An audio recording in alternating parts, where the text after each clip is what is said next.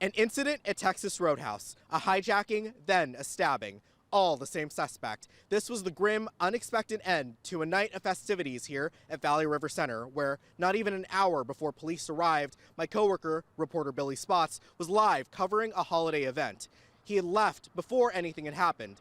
I arrived and spoke to Eugene Police's Sergeant Dillon, who had this to say.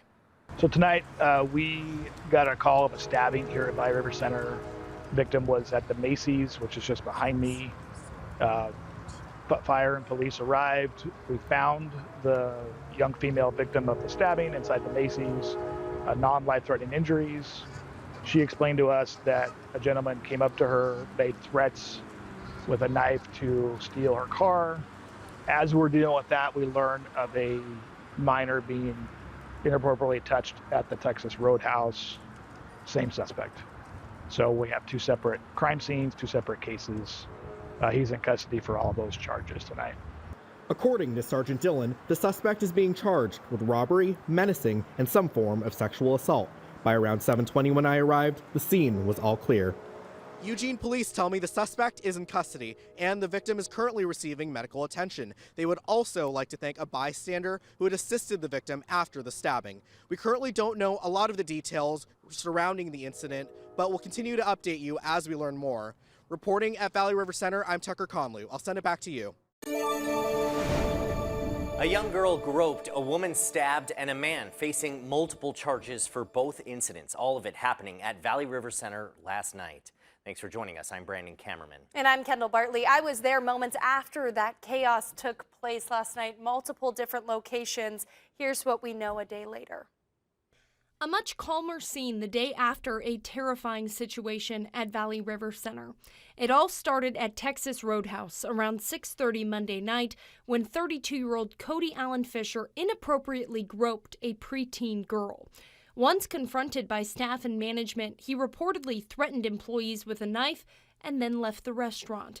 While in the parking lot, Eugene Police say Fisher stabbed a 24-year-old female standing next to her car in an attempt to steal the vehicle. That woman then fled to Macy's, while Fisher, who still had the knife, was surrounded by a group of bystanders, one of which punched him, knocking him unconscious. Eugene Police say Fisher was taken to the hospital, then booked at Lane County Jail. The 24-year-old female stabbing victim is expected to be okay. Fisher is now facing charges of robbery, assault, sex abuse, menacing, and unlawful use of a weapon.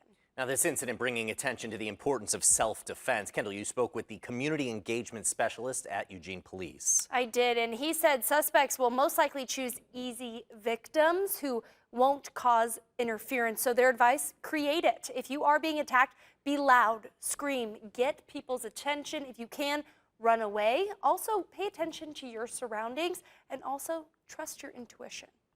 Is to fight back.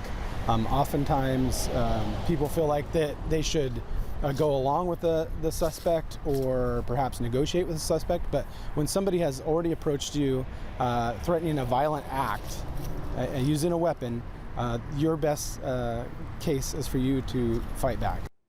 Chambers says statistics show that those who do fight back against attackers generally have a better outcome than those who don't. His advice? Target certain areas.